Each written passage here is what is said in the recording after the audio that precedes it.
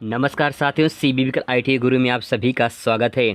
दोस्तों, अगर आप रेलवे में नौकरी करना चाहते हैं, रेलवे में जॉब पाना चाहते हैं तो आपको आईटीआई का क्या महत्व है, ये आज इस वीडियो में जानने वाले हैं। रेलवे में आईटीआई का क्या रोल होता है, क्या महत्व होता है, आईटीआई करने के बाद क्या रेलवे में जॉब लग जाती है, पक्का हो जाता है कि नहीं होता है, पूरा विस्तार से तो आपको बताने वाले हैं। आज के इस वीडियो में आपको यही जानकारी मिलने वाली है कि आईटीआई के बाद रेलवे में कैसे जॉब लगती है। देखिए, पहले आपको बता दें कि अगर आप असिस्टेंट लोको पायलट बनना चाहते हैं तो दोस्तों मैं आपको बता दूं कि आपको आईटीआई कर लेनी चाहिए। अगर आप ग्रुप डी में जो है जॉब पाना चाहते हैं तब भी अगर आप आईटीआई करना चाहते हैं तो कर लीजिए, ठीक है। अब देखिए, यहाँ पे ग्रुप डी में आपको 20% की छूट मिलती है, ठीक है। अब छूट कैसे मिलती है ये आपको बता देते हैं। पहले आप ये देखिए कि आपको आईटीआई कंप्लीट करना है, ठीक है। आईटीआई कंप्लीट करने के बाद जो है आपको अप्रेंटिस करना होगा, ठीक है।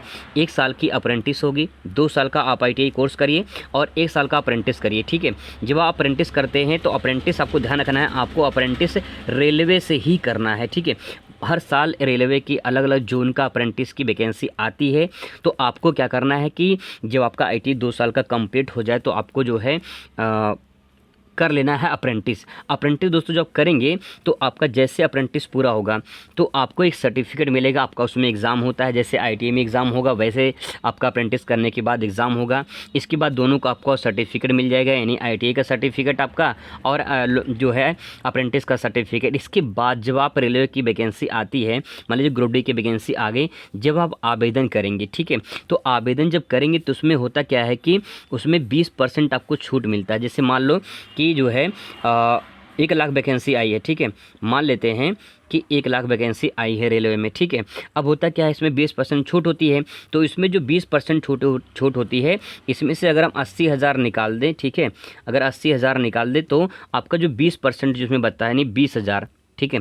जो 20,000 सीट ये है, इस 20,000 सीट में सिर्फ उन्हीं का भर्ती होगा जो आईटीआई किए हैं और दूसरी बात जो है रेलवे से अप्रेंटिस किए हैं, उनको यही 20% इसमें छूट मिल जाता है। तो आप जो 80,000 है, जो 80,000 वाले हैं, इसमें कंपटीशन है ही नहीं, आपको सिर्फ कंपटीशन किस में है, 20,000 में। तो आपका कहने के दोस्तों इसमें पक्का हो जाता है, क्योंकि बहुत सारे ऐसे लोग होते हैं जो आईटीआई से अप्रेंटिस करके जो है जॉब मिल जाता है उनको।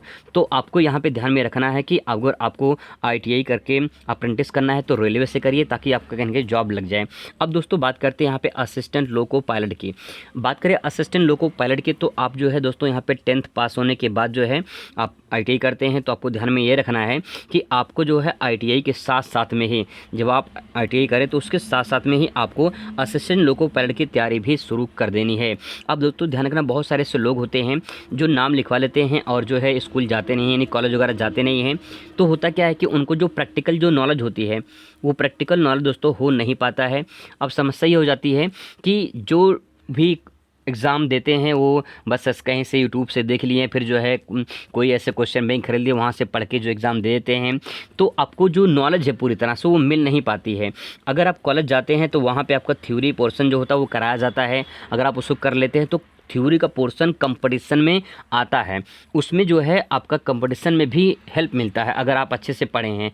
तो आपको यही ध्यान में रखना है कि अगर आप जो है 2 साल का कोर्स करते हैं तो कहीं न कहीं आप जो है कोशिश करिए कि ज़्यादा से ज़्यादा कॉलेज अटेंड करिए, वहाँ से जाके कुछ सीखिए। कुछ अगर आप पढ़ लेते हैं तो आपको कंपटीशन में उसका फ़ायदा मिलता है। जैसे आप असिस्टेंट लोको पायलट का जो है, जो उसमें टेक्नीशियन का जो आपका एग्ज़ाम होता है उसमें जो है आपको बहुत हेल्प मिलता है, क्योंकि आपकी थ्योरी कंप्लीट होती है तो आपका जो है कहीं उसमें फ़ायदा मिल जाता है। तो आपको यही सब बातें ध्यान में रखना है।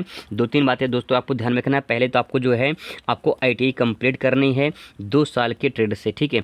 जब 2 साल की आईटीआई कंप्लीट कर लेंगे, इसके बाद जो है आपको अप्रेंटिस कर लेना है रेलवे से, ठीक है। अप्रेंटिस जब कर लेते हैं तो ध्यान रखना है अप्रेंटिस का फ़ायदा सिर्फ ग्रुप डी में ही मिलता है। तो आपको अप्रेंटिस कर लेनी है। इसके बाद जो है जब ग्रुप डी की वैकेंसी आएगी तो आप आवेदन करेंगे तो उसमें जो है आपको बेनिफिट मिल जाएगा। और असिस्टेंट लोको पायलट का अगर करते हैं तो उसमें जो है आपको तैयारी करनी पड़ेगी, अच्छे से मेहनत करना पड़ेगा, क्योंकि कंपटीशन बहुत हाई है। और अगर आप तैयारी कर लेते हैं तो आपका कहेंगे दोस्तों सिलेक्शन हो जाता है।